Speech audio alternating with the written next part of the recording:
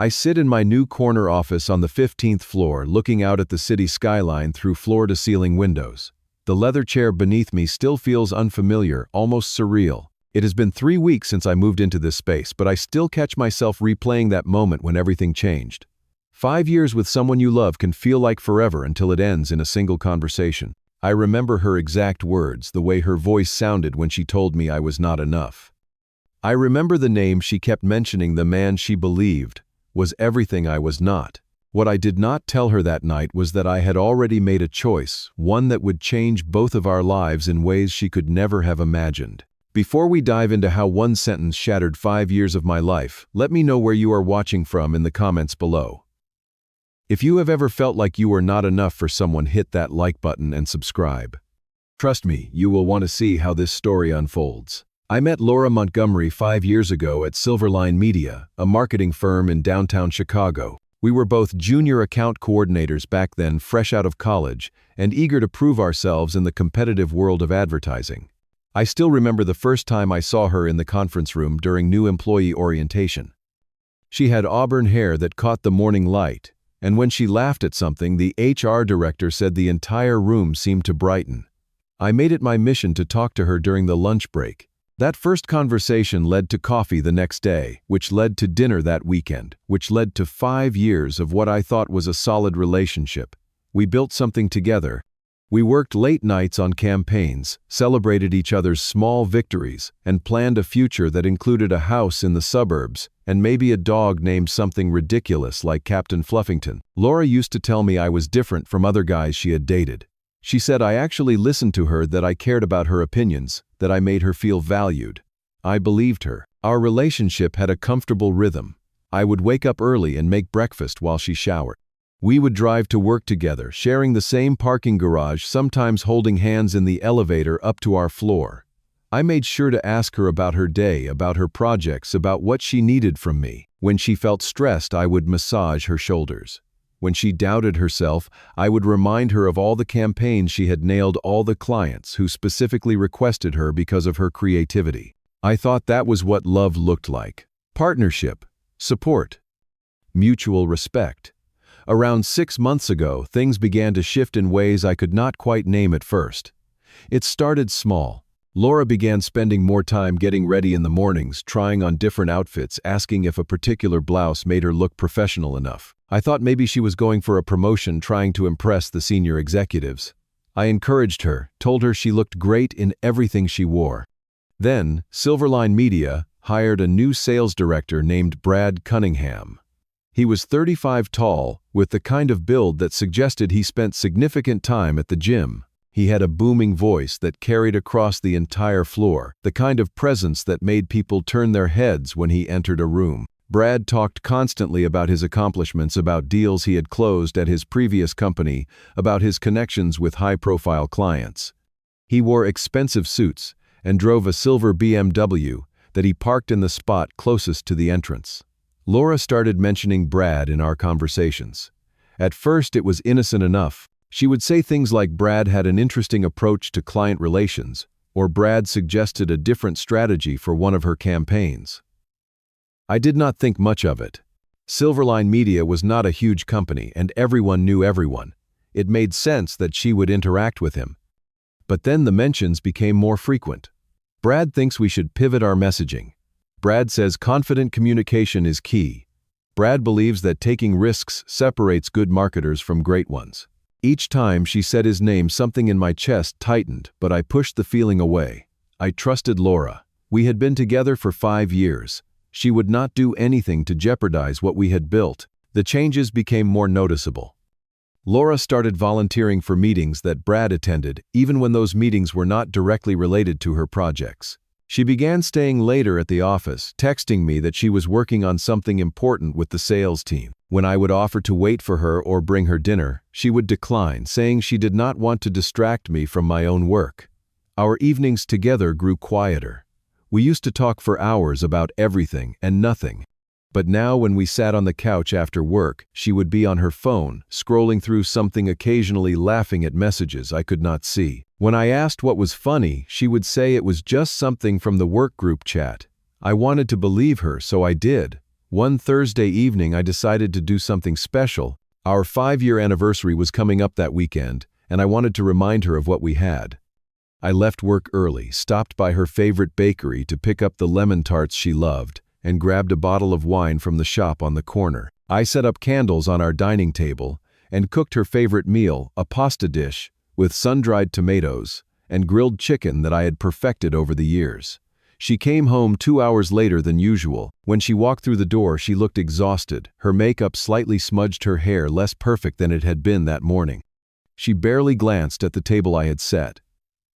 "I am sorry, I had a meeting with Brad and the sales team."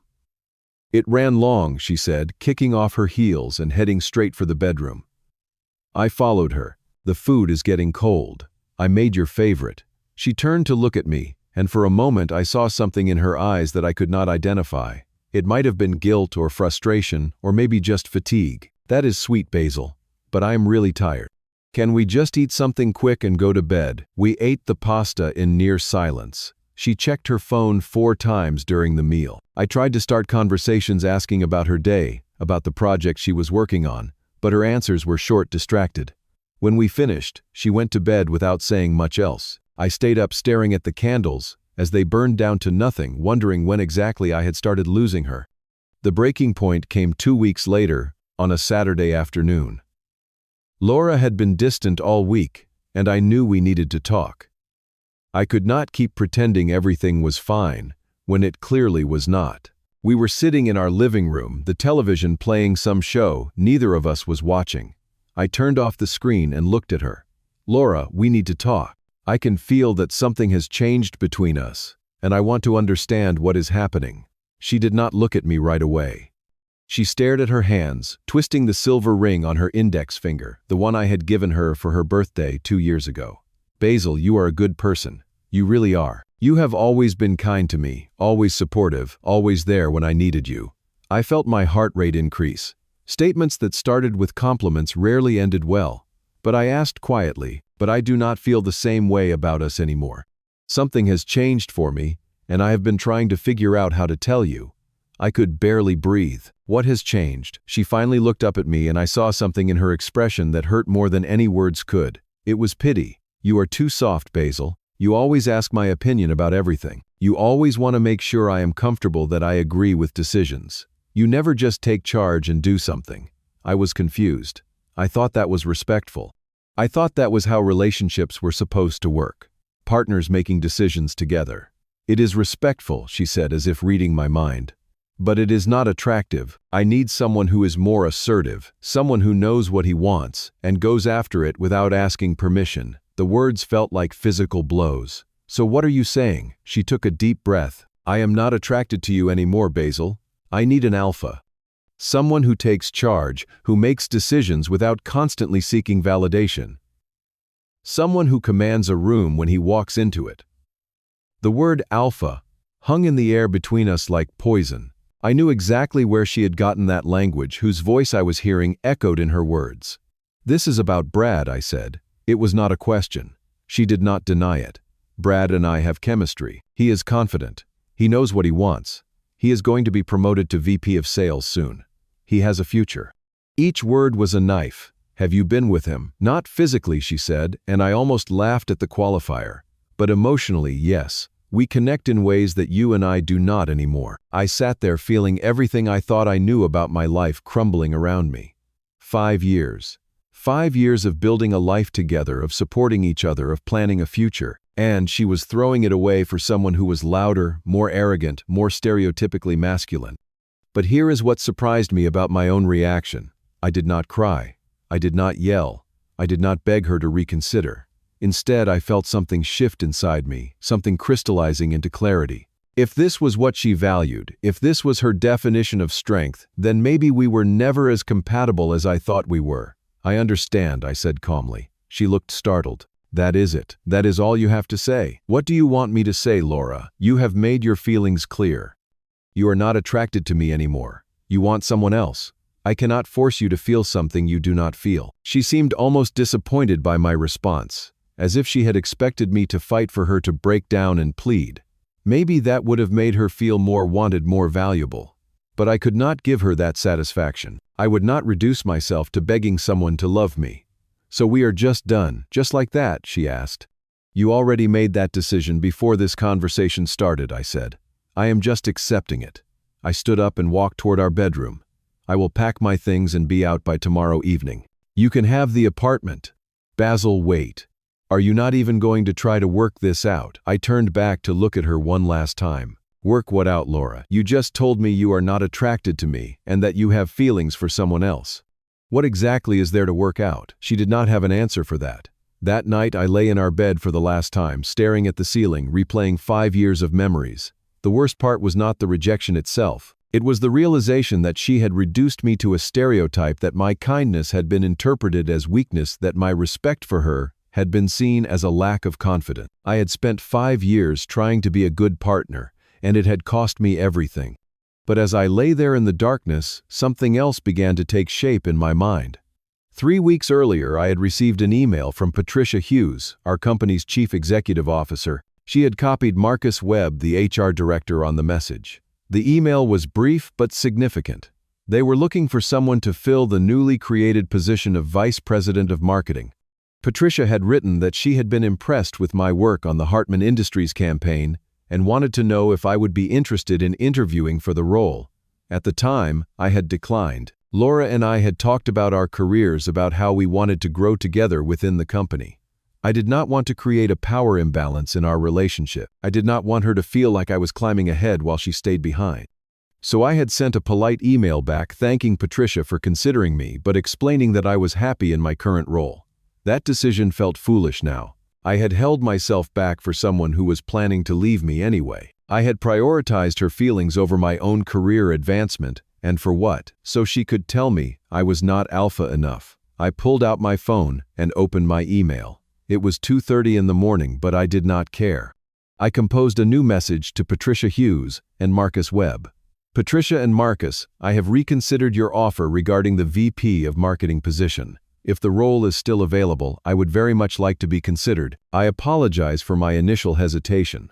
I am ready to discuss how I can contribute to Silverline Media's growth in this capacity. Best regards, Basil Thompson." I hit send before I could second-guess myself. Then I closed my eyes, and for the first time in weeks, felt something other than heartbreak. I felt purpose. I moved out the next day, staying with my college roommate Derek in his apartment across town. Derek was a software engineer who worked from home, and he gave me the space I needed to process everything. I did not tell him much at first, just that Laura and I had broken up. He knew better than to push for details. Monday morning, I received a response from Patricia Hughes. She wanted to meet with me that afternoon. My interview process would consist of 3 rounds, she explained. First with her, then with the executive team, and finally a presentation to the board about my vision for the marketing department's future. I spent every spare moment over the next 2 weeks preparing. I analyzed Silverline Media's current marketing strategies, identified gaps and opportunities, researched our competitors, and developed a comprehensive 3-year plan. I worked late into the night, fueled by coffee and something harder to name. Maybe it was anger or hurt or determination. Probably all 3. During this time, things at the office became uncomfortable. Laura and Brad made no effort to hide their growing closeness. They ate lunch together every day in the cafeteria, sitting at a table by the windows where everyone could see them. Brad would stop by her desk multiple times throughout the day, leaning against her cubicle wall, talking loudly enough that half the floor could hear him bragging about whatever deal he had just closed. Laura avoided me completely.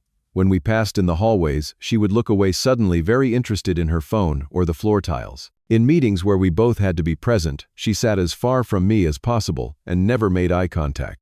I wondered if she felt guilty, or if she was just trying to make things easier on herself by pretending I did not exist. Some of my coworkers noticed the change. Jennifer from the creative team pulled me aside one day in the break room. "Are you okay, Basil? I heard you and Laura broke up." "I am fine," I told her, pouring coffee into my mug, just focusing on work. She gave me a sympathetic look. "For what it is worth, I always thought you were too good for her anyway." I appreciated the sentiment, even if it did not make the situation hurt any less. My first interview with Patricia went better than I expected. She was in her early 50s with silver hair cut in a sharp bob and eyes that seemed to see right through any pretense.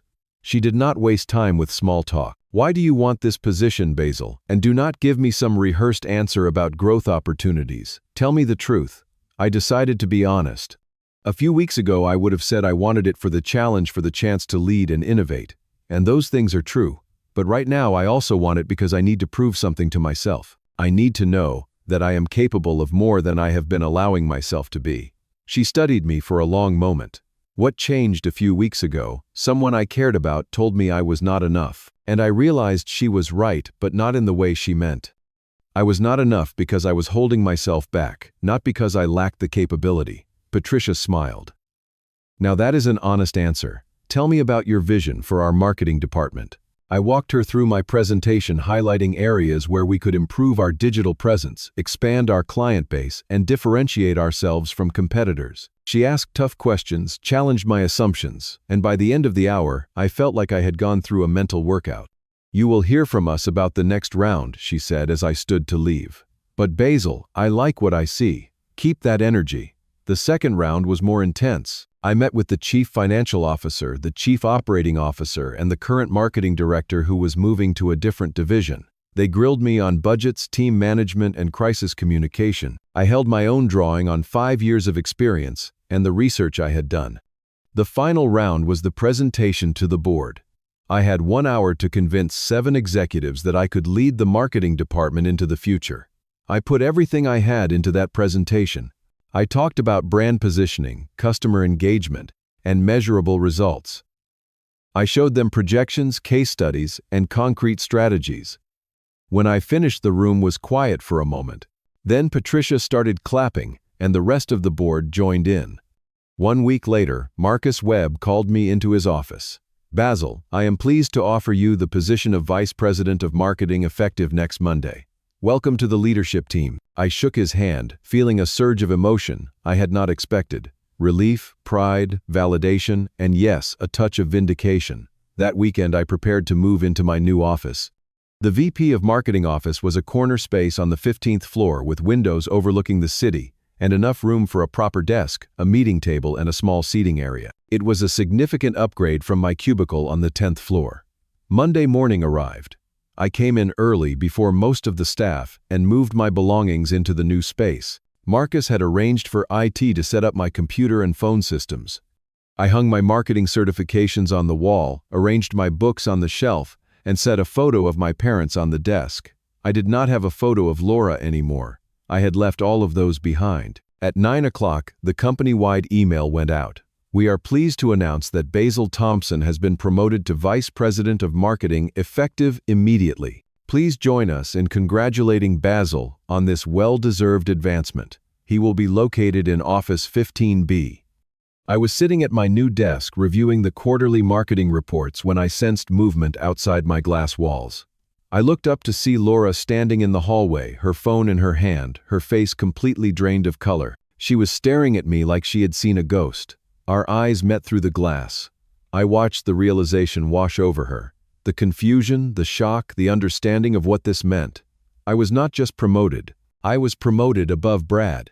The VP of Marketing position was higher in the company hierarchy than VP of Sales, which meant I was now Brad's superior, and by extension Laura's boss as well. Brad appeared beside her, and I saw him look at his own phone, then up at my office.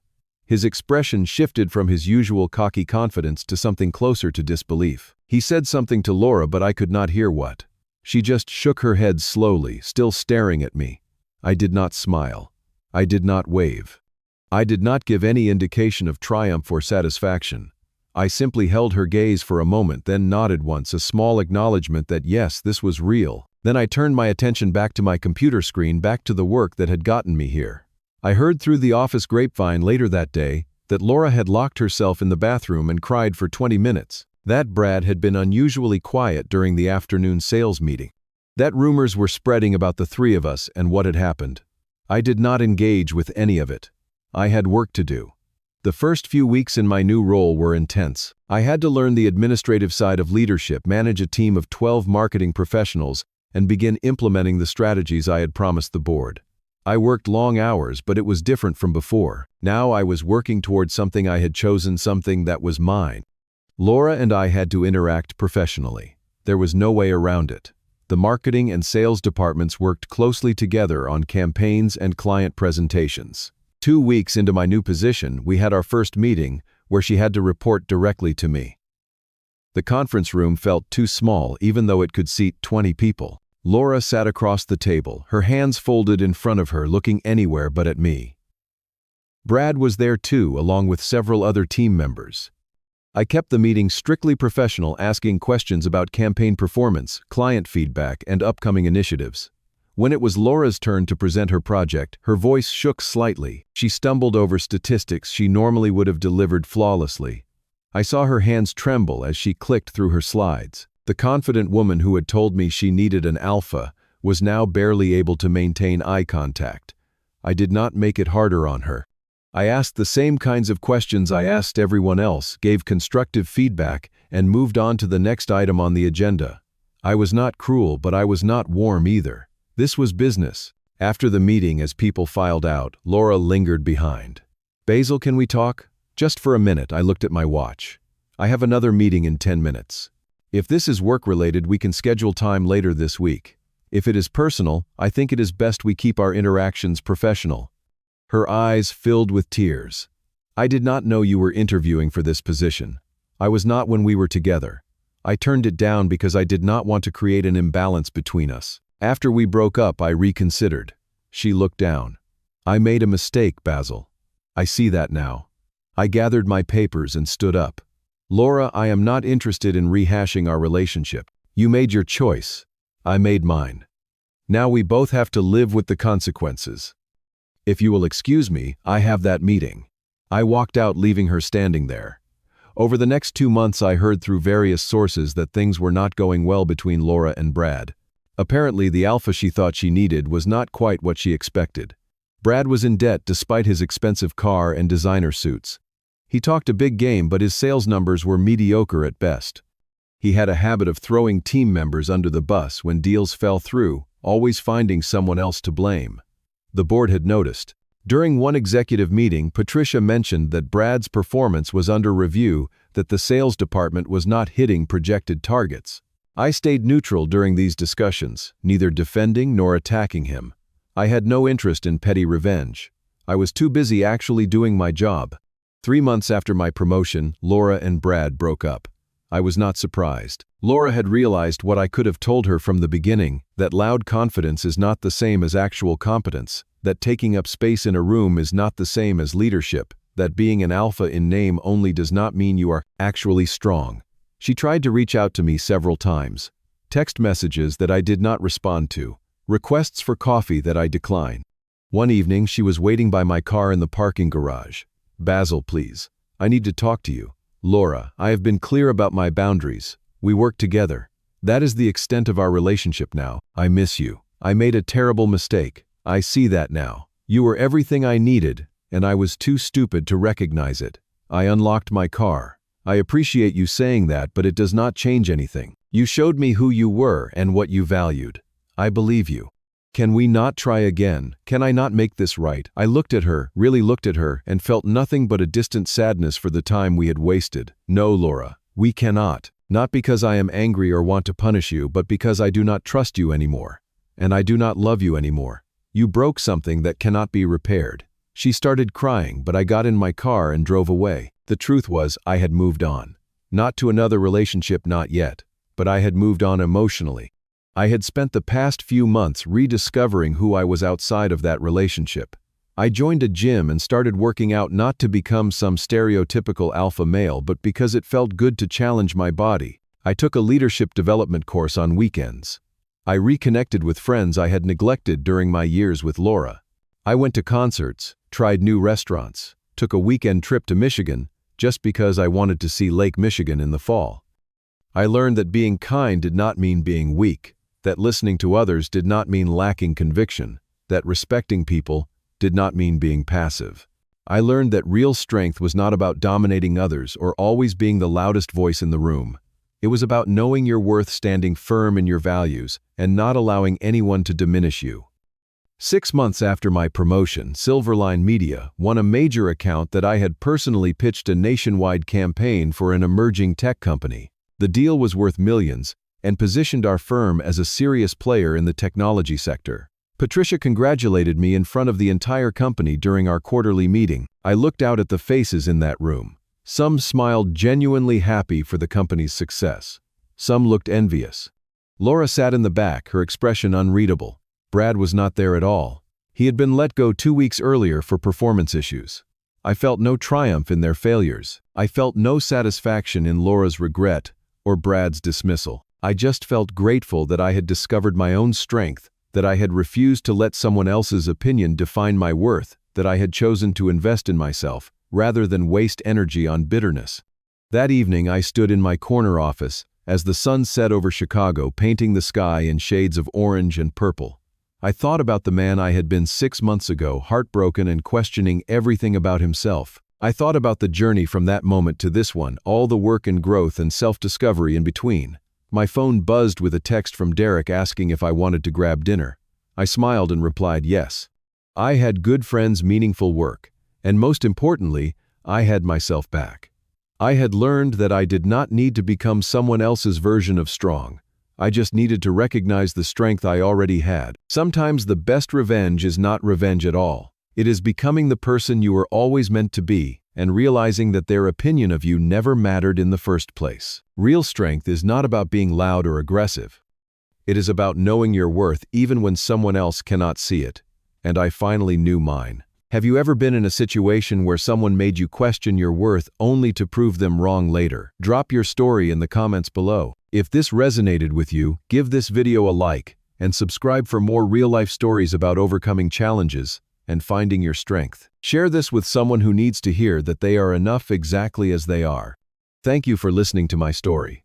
I hope it reminds you that your value is not determined by anyone else's limited perspective.